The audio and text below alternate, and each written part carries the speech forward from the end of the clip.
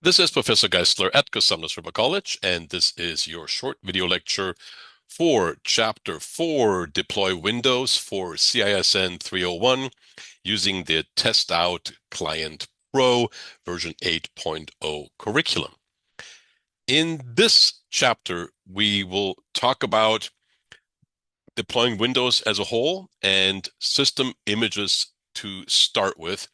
And within this system images section, we will go back to taking a look at some of the tools that Microsoft gives us so we can do deployments efficiently, especially in larger organizations, such as the Microsoft Deployment Toolkit, or MDT.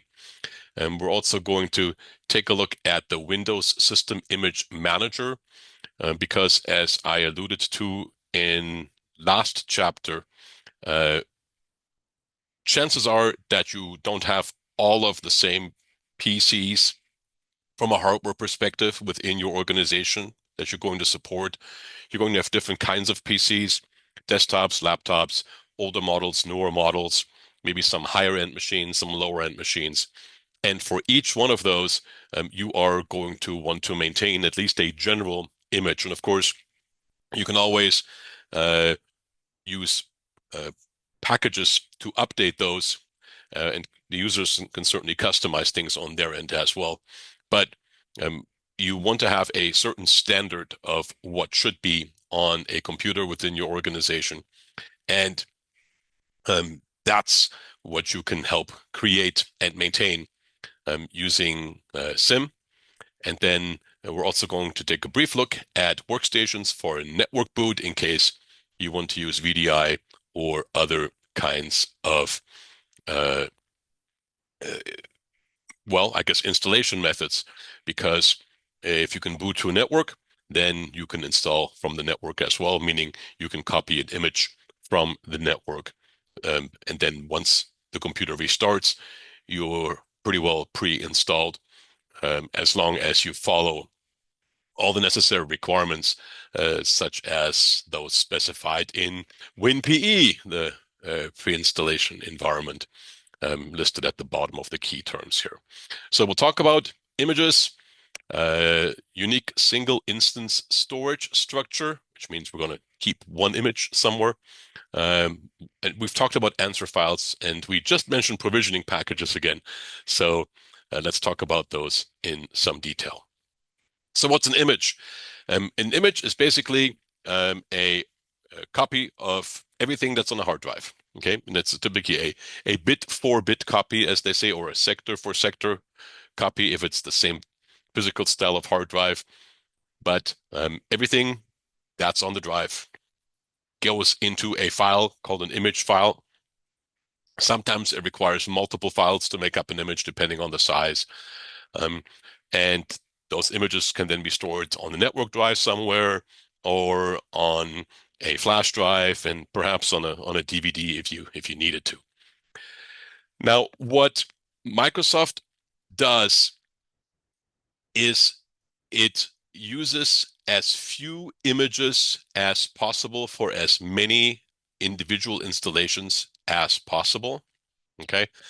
Um, so um, let me give you an example for uh, like certain common files that are part of every image. Okay. Those would be stored not multiple times, but once. Okay. So thereby Windows can minimize disk space before the rollout. And then, of course, once you roll out, that disk space will be multiplied, but then on local machines and no longer on the servers. This, by the way, works the same way in Microsoft Exchange Server. If you send an email to multiple people in your organization, there's a single instance. The email is only stored once. Okay. And then if multiple people access that email that hits their mailbox, then of course they deal with it individually, but it's still only stored once. So same with these files for the images. So let's say if you've got 6 different images, as I described earlier, high-end desktop, low-end desktop, high-end laptop, low-end laptop, and I don't know, maybe a couple of specialty kinds of computers. Okay. If they're all using Windows 11, If they're all using the same general installation files, then each file across those 6 images is only stored once. Okay. Now, an answer file is what you would be, it contains what you would be inputting if you were to manually install computers. So we've talked about that a few times. And then, of course, you should remember what a provisioning package is, which is those settings that are in a PPKG file that is then copied to a computer and then either during installation or if you're making changes along the way, used to update settings. Again, in a more controlled manner, in a more consistent manner than you would if you had a person do it. Last but not least, for key definitions, WinPE, the Windows pre-installation environment. That is a small version of Windows, basically. Okay, it doesn't have a GUI or not much of one, and it basically is used to do some basic troubleshooting, but you can also use it to not only capture images, but also deploy images. So that is not quite as sophisticated as the ADK, but it certainly works within all kinds of environments, especially smaller mid-sized organizations find WinPE to be relatively practical. So let's take a look at these images and what they consist of. Okay, so first you've got a device and you've got different kinds of things that can be stored on that. Okay, so this hard drive, which is, of course, which would store an image. You have folders, right? You have separate files, and then you have certain settings, right? All those would, of course, be part of an image if you were to create one that you would copy from that hard drive to another medium, okay? And you can either copy it over to a to an installation type medium. Okay, so if you had a flash drive or a DVD, you could do that. Okay, again, DVD, yes, there's DVD rewritables, but flash drive just seems to work not only more efficiently but also faster just because of access. And that's where you would have the image stored, and then it is a bit-for-bit copy that is then copied from one place to another. Okay, so a hard drive from which you're creating the image would look the same way as the hard drive that you are copying the image onto. Here's a problem. Hang on, Dr. G. Don't all computers have to have different names on the network? Yes. So hopefully you use something like sysprep or another utility to create that difference in names, or to at least maybe clean out some of the things that then do need to be re-input or otherwise through some kind of a package redetermined after the image has been created. And it's typically part of the process. Notice there are again, different kinds of images that we want to use for, in this case, different departments. Okay, so these images aren't hardware specific. These images are department specific for within your organization, which certainly could be the case because chances are HR uses some different applications than what sales might use. So it only makes sense to have different kinds of programs installed on an HR image versus a sales image. But then when it comes to the common files, those are all stored together, right? Because we are using the Windows Image Manager, which again uses that single storage instance. And so if you've got important files such as this document right here, that would be part of both images, but it would only need to be stored once, thereby saving disk space and very importantly, allowing you to, if you update it in one place, it'll be updated for all the images of which it is part. Now, If you are going to use or install the Windows Assessment and Deployment Kit, or the ADK, um, notice this list of tools that's part of this. Okay, let me zoom in a little bit so you guys can see this better. Okay, so we have different deployment tools, the configuration designer, the user state migration tool. Okay, importantly here, the imaging and configuration designer as well, Windows Assessment Toolkit. So all these different tools that are part of the ADK. Okay, and what we need, of course, in this case, is the Windows System Image Manager, and that is a separate utility within the ADK that you can use to edit existing files that are part of one image or multiple images, as we just discussed. You can add packages, you can add components, and you can also validate answer files that are again used for after the image has been installed, configuring the image as necessary. Then you can use the Windows Configuration Designer to create packages. Of course, we've talked about that already. You can use the user state migration tool for creating setup answer files. Okay, and it deals with things like user accounts, operating system settings, etc. Remember to run it from an administrator command prompt. So when you go to a command prompt, use the one that says admin behind it. And um, then, yeah, you can um, use the user state migration tool to bring any application settings across from the old computer to the new computer. And you can also bring across any documents from one place to another. And you can also bring across any folder structures that you might have within that user profile. So user information, and that would be in the miguser.xml. By the way, XML stands for Extensible Markup Language. It kind of looks like HTML when you look at it, but rather than a formatting language, XML is a data definition language. So it's a relatively standard way of getting content from one place to another, which also makes it available to third parties. So if you had another powerful tool that, say, wasn't created by Microsoft, but that you used in your organization for deployment, that could take advantage of some of these Microsoft tool created transition files as well. Then let's talk about deployment image servicing and management, or DISM, really quickly. That is the tool that allows you to turn a hard drive into an image, noticed as capturing. You can then make any modifications that you want to make or that you need to make. Remember, we talked about those system names, those computer names. And then you can also use DISM to deploy Windows images to different computers. And then, of course, you need to make a connection to where the necessary files are located.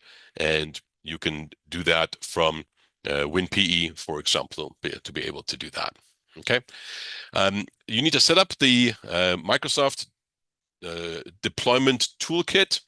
And notice there's some different tools that are part of that as well, such as, let me zoom in here just a little bit, the configuration manager, deployment workbench, and the UDI wizard designer. Okay, and this is all again part of the deployment process, but you can take advantage of those options during the imaging process as well. And then once you have used sysprep to, in this case, create a system out-of-box experience in OOBE, okay? And that generalization, by the way, listed here, let me zoom in. That generalization is what takes away like usernames and things like that, okay? Or computer names, I should say, rather than usernames. But this prepares the machine for hardware independence and cleanup. So it takes the HAL, the hardware abstraction layer of the previous computer, and it generalizes it to the point where, say, you're installing this image now on a different computer with a different size hard drive, maybe with a couple of different hardware configurations. It's okay, the image will still work because of this.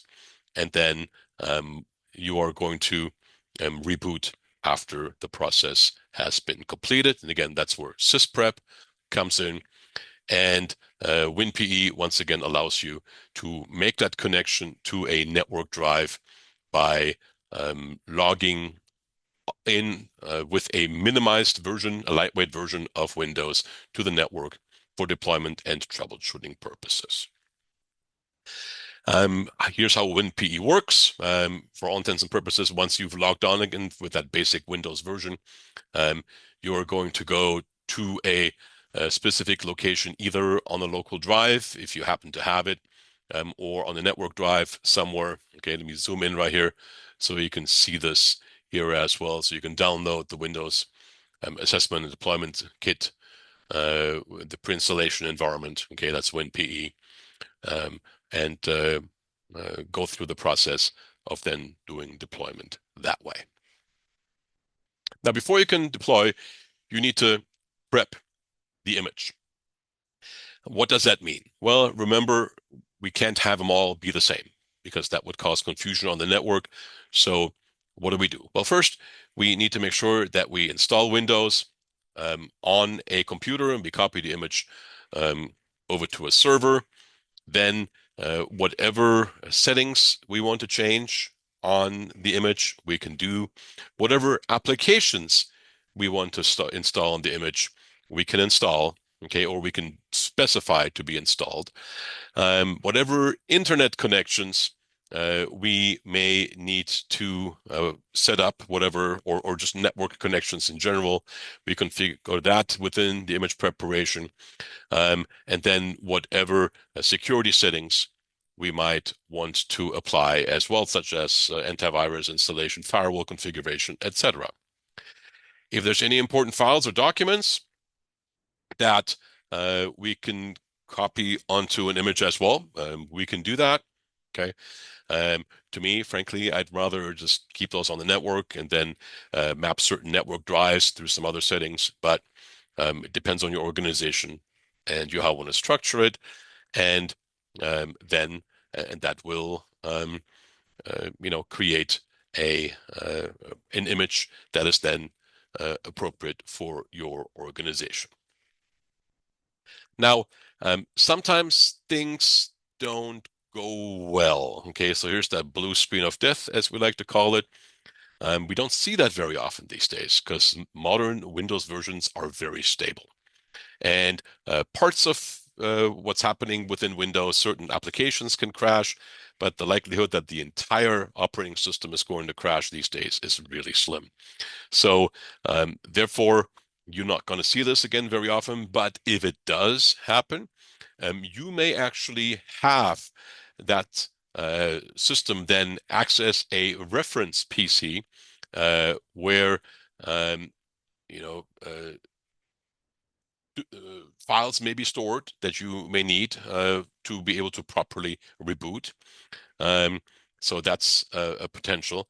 Now, of course, since we want to avoid, as I said earlier, the images having the same settings, such as duplicate computer names, we want to make sure that that's not one of the errors that happens. So we try to avoid that, right? So this is a potential issue. And if we have the same domain account, because it's not just the name, it's also the SID or the security identifier. Okay, we need to check that as well and remove that, frankly, from the image.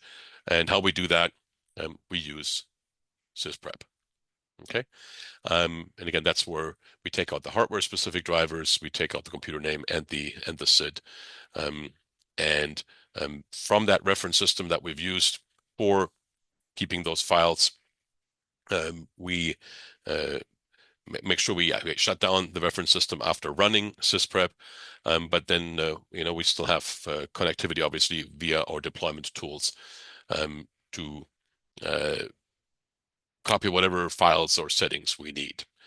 Now, sysprep has been around for a while and it's worked for a while, but it doesn't meet the needs of some larger organizations. So that's where Microsoft launched the Microsoft Deployment Toolkit. Ooh, I think it came with Windows 10.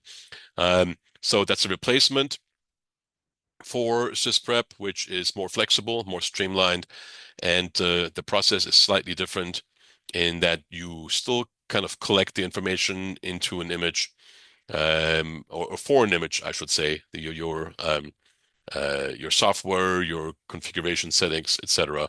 Then you install, prepare, capture, deploy. So you're kind of building an image, if you will, along the way, that then, once captured, sits on a centralized server and can be deployed from there.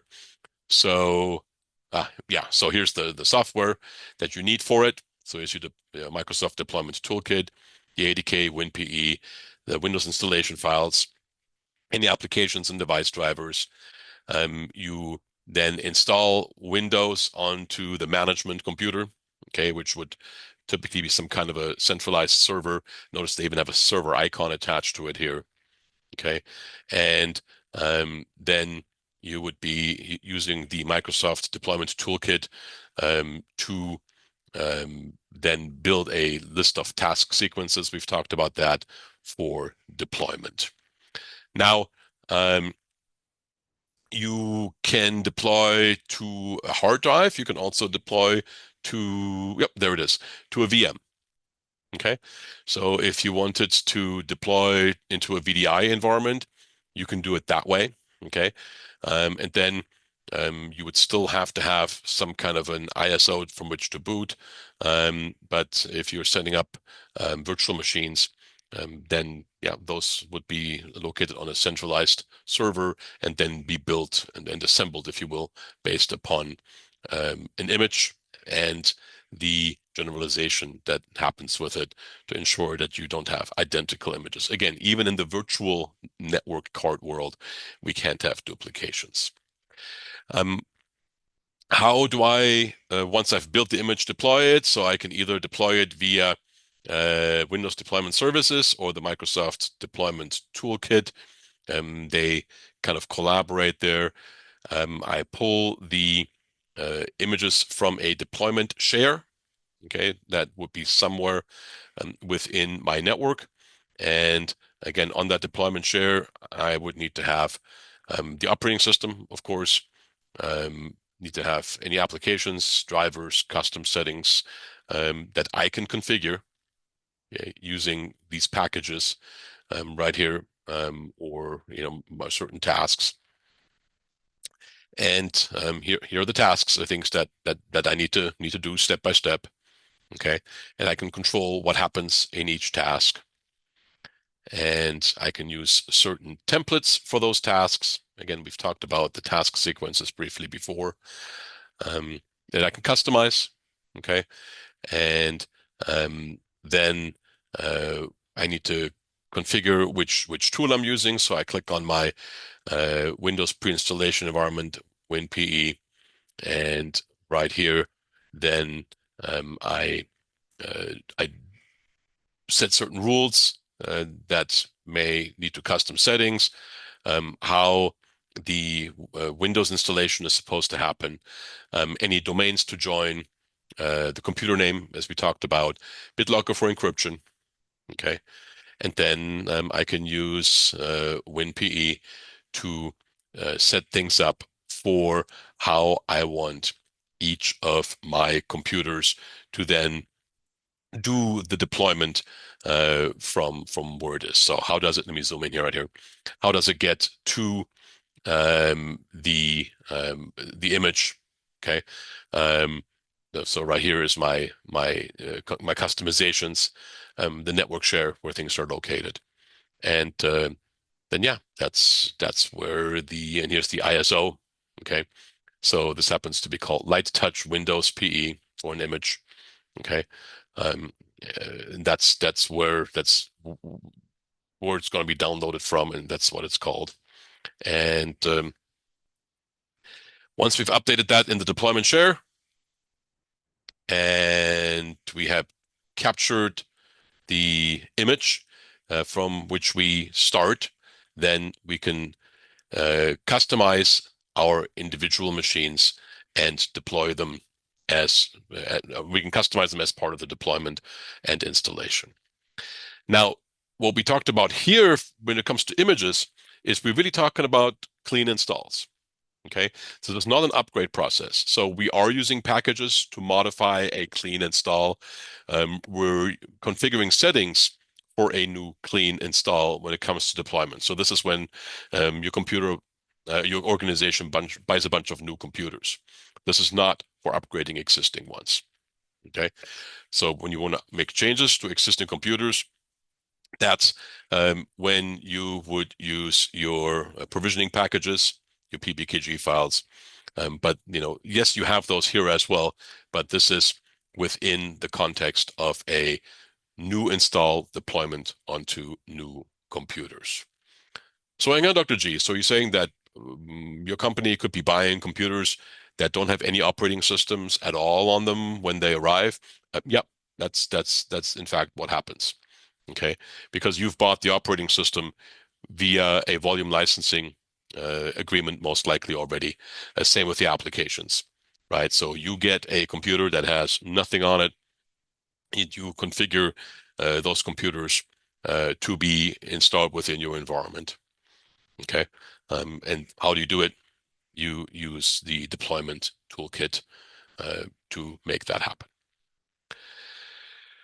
So again, where is that image stored? Well, you would have it as you're building it on a reference computer, and then the actual images would be stored on a Vim server, Windows Image Manager, which is governed by the Microsoft Deployment Toolkit.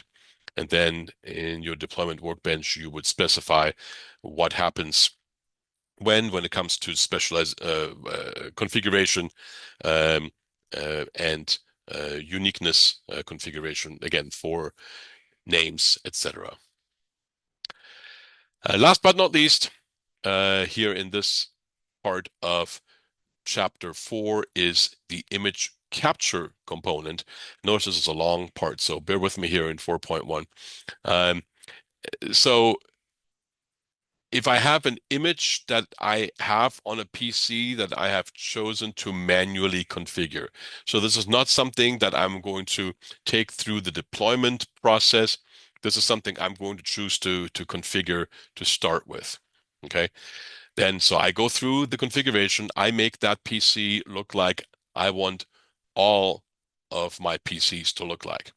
So, but rather than using the more sophisticated deployment toolkit, I'm just going to use a simple sysprep WinPE kind of combination. Okay. Again, if I don't have too many computers, I can do that. But this leaves me with ultimate control. I can do some testing. Okay. So this is, a way for me again to create that image that I want to be mirrored, literally. So rather than using the Windows Deployment Toolkit, I might use DISM here, which is the Deployment Image Servicing and Management tool. I do need to run it with administrative privileges because I'm going to be dealing with joining domains, etc. But you need to capture the image, locate it someplace else, and then you sysprep. Then after you've copied the image, then you restart the sysprep system. Okay, but notice it says right here very clearly: do not restart a sysprep system until after the image is captured. Okay, so let the image capture happen, and then you sysprep it. Okay, which of course makes sense because you want to take that content away from the image. Okay, and then with Windows PE, as we talked about at the beginning, you can either install it on a USB drive, or you can use an ISO file, or you can pull it on a DVD, and that will allow you to then start up the computer, connect to a network drive, or if the image is on the same flash drive, then just take it from there.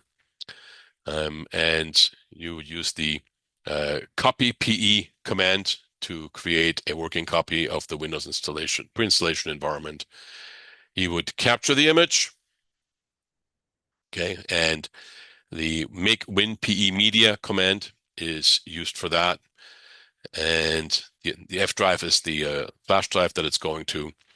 And then from deployment and imaging tools, you would then create that image from the image, if you would, from the and by the way, that's a typo in here.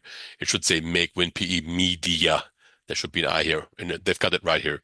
Okay, um, but that's where we use this ISO right here.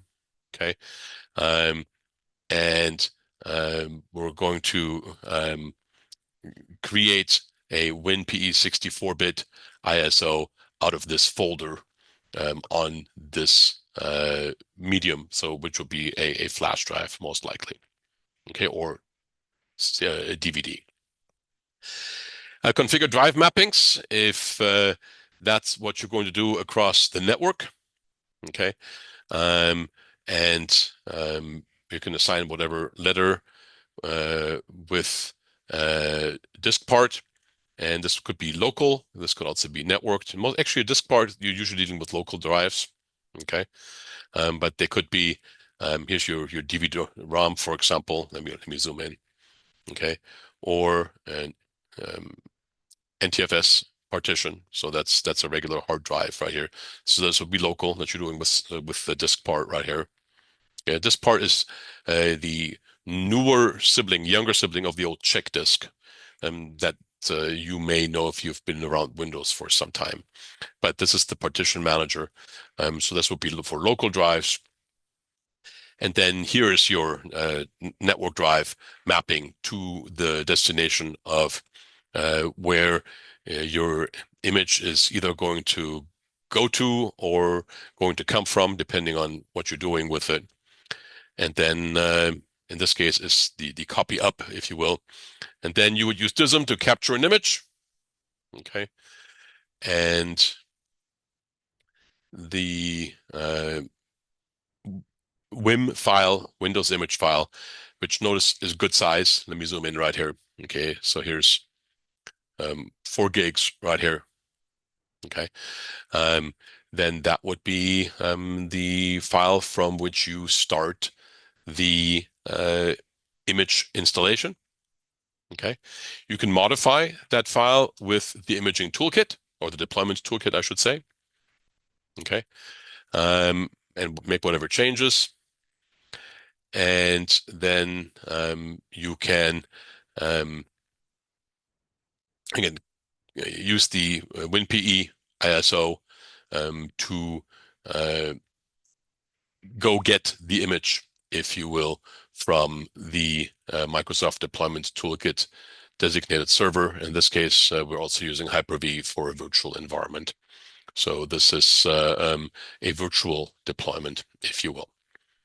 Okay, right here, but same Windows 10, in this case, could be Windows 11, Windows image file from your central image server, from your WIM server, Windows Image Manager. This is a large module, and it seems like I've been talking for a long time, but a big section here of chapter 4. But what we covered here was the imaging in combination with packages and other configurations, and the Microsoft deployment tools for basically, in this case, configuring a bunch of new PCs. Okay, so we're not updating or upgrading. We did that in the previous chapter. In this case, we are deploying images to new PCs that we are just getting into our organization. And again, we're doing it as efficiently as possible. In a smaller environment, the WinPE pre-installation environment is probably the easiest way to deal with it, also the most cost-effective way. And if you're going to be in a larger environment, then that DISM, which is Deployment Image Servicing Management, I think that's what it is, and the Microsoft deployment environment, you're going to pay a little bit of money for that. but those are going to be worth it to you in large organizations, much more so than the touching of every machine in a WinPE smaller kind of manner.